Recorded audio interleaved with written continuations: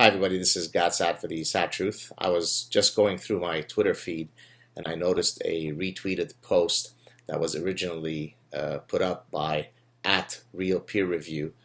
Some of you might remember that I mentioned that particular Twitter account a few days ago when I read an abstract to an article that I had been first alerted to via that particular account.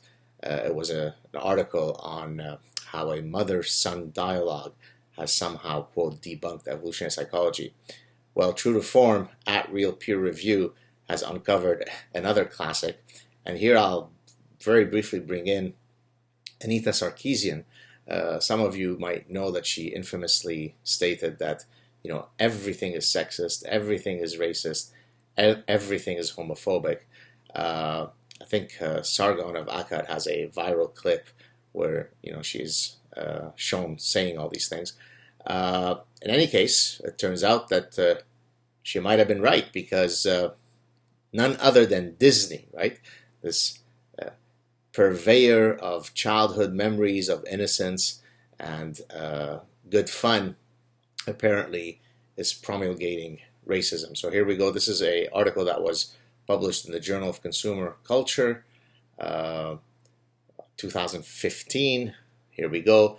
Disney's Pedagogies of Pleasure and the Eternal Recurrence of Whiteness. That's the title of the article. Let me read the abstract. In this article, we examine how Disney participates in an affective economy through an analysis of how it engages with pleasure and asks questions about what Disney's manufacturing and selling of pleasure does pedagogically. We posit that Disney's pedagogies of pleasure, which operate from the notion that escape is attainable via the pleasurable experiences offered at Disney parks, teach us how to be particular kinds of Disney subjects who escape into safe and controlled forms of pleasure. These escape fantasies offer a way for consumers to disavow the racism and white supremacy that characterize Western humanist and colonialist projects.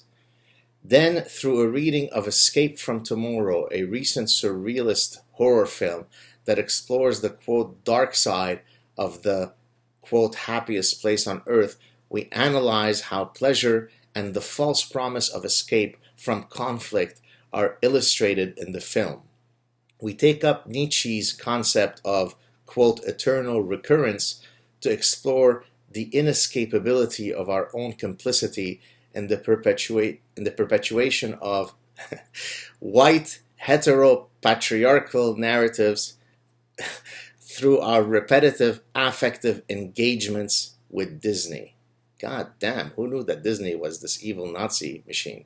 Finally, we explore how an acceptance of inescapability demands that we acknowledge how we are complicit in the perpetuation of white supremacy through our engagements with Disney's pedagogies of pleasure.